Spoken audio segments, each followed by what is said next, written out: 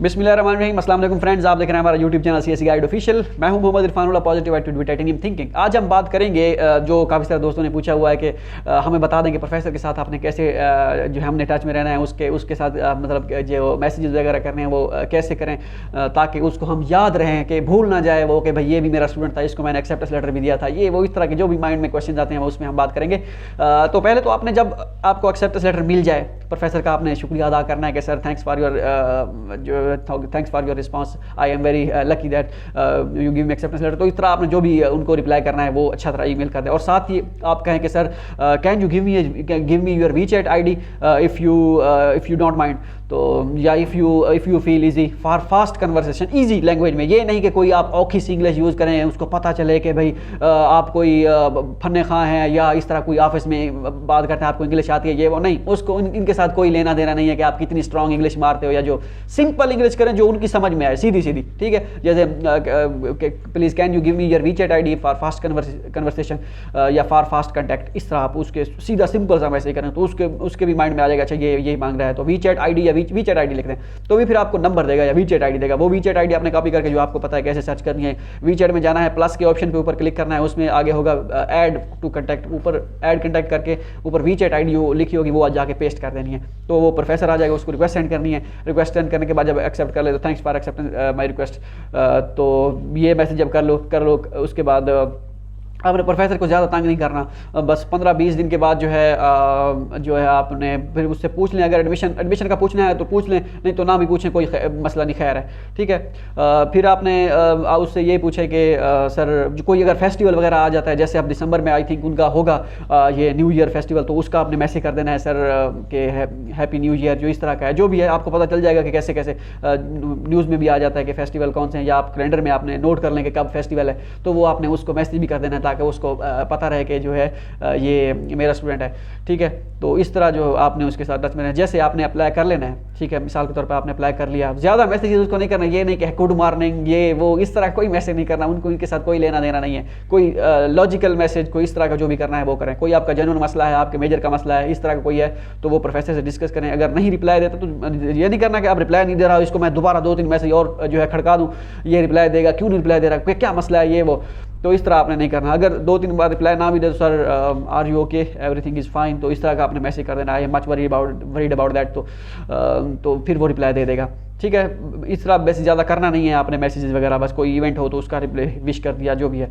तो जब आप अप्लाई कर लें फिर आपने क्या करना है, फॉर्म मतलब मीन्स कि आपने जिस प्रोफेसर से एक्सेप्टेंस लेटर दिया था, अगर वीचैट पे नहीं है तो कोई मसला नहीं है, आप फिर जो है ईमेल में उससे कहें कि जो है good happy new year, good morning तो नहीं, हैप्पी न्यू ईयर, उसका रिप्लाई दे दें। जब आप अप्लाई कर लें उसके बाद सीएसई फॉर्म आपने डाउनलोड करना है। ठीक है, सीएसई फॉर्म और यूनिवर्सिटी का पोर्टल है तो वो भी फॉर्म डाउनलोड कर ले। Sir this is my I applied for CSE scholarship in your university with your acceptance letter and this is my CSE form and university form, so no please support my application, so it will enhance me chance to get the scholarship. तो इस तरह आपने उसके साथ communicate करना है, बस वो मैसेज करना है। अगर वो कह दे कि मेरा ये काम नहीं है, मैंने आपको एक्सेप्टेंस लेटर देना था, तो फिर भी आपने ये नहीं कहना कि भाई जो है इसके प्रोफेसर के पल्ले कुछ नहीं है, ये नहीं सपोर्ट करेगा, नहीं। बस ठीक है, आपने कहना है okay sir I am very happy कि अगर मैं आपके साथ वर्क करूं तो it will be grateful for me.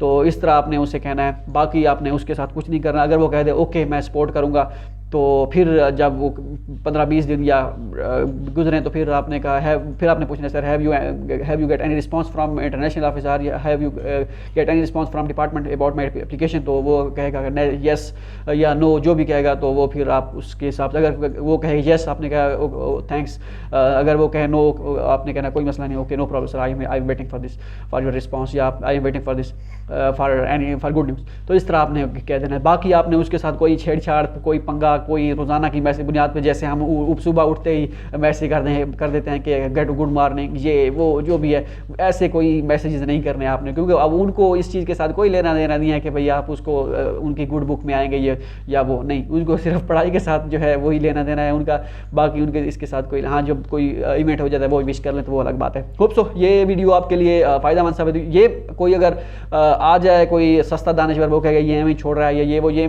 मैं अपना एक्सपीरियंस आपको बता रहा हूँ। मैं आपको ये भी कहता कि हमेशा से 2 3 चौथे दिन 5वें दिन प्रोफेसर को कह दें हाय हेलो है, तो इस तरह नहीं करना, क्योंकि इससे आप खुद ही थोड़ा बहुत फंसेंगे। वो अगर आप उससे ज़्यादा चैट करेंगे, वो कहेंगे हाँ भाई मुझे रिसर्च के बारे में बताओ, आपने इस टॉपिक पे रिसर्च करनी है, आपने इस पे करनी है, आपको रिसर्च ना आती है, फिर वो कहेगा ये तो बिल्कुल बंदा फाड़ेगा।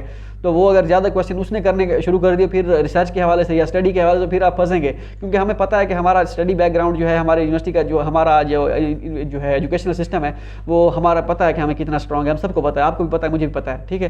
तो ज़्यादा पंगे उसके साथ लेने नहीं। हाँ, अगर आप जो है फुल टाइम आपको कॉन्फिडेंट आप हैं, कॉन्फिडेंस है अपने आप पे, तो फिर आपको सब चीज़ें आती हैं, रिसर्च का भी पता है, एवरी नो आप हो सब चीज़ की है, तो फिर आप करें धड़ल्ले के साथ, जिसे कहते हैं उनके साथ रिप्लाई। लेकिन थोड़ी बहुत, जैसे मैंने आपको शुरू में कहा है, ऐसे रिप्लाई करेंगे, मैसेज करेंगे, तो फिर कोई मसला नहीं बनेगा। अब ये ना हो आप ये भी मैसेज ना करें जैसे मैं कह रहा हूँ कि आपने प्रोफेसर को सबमिट करने के बाद उससे सेंड करें sir this is my application के ये आप ये भी सेंड ना करें कि भाई ये फॉर्म सेंड अप नहीं करूँगा क्योंकि ये मुझसे रिसर्च करना पूछ लें, नहीं ऐसा नहीं है, ठीक है। वो ज़्यादा जब पूछेंगे क्वेश्चन, जब आप ज़्यादा क्वेश्चन पूछेंगे तो वो भी आपसे उल्टा ज़्यादा क्वेश्चन पूछेगा।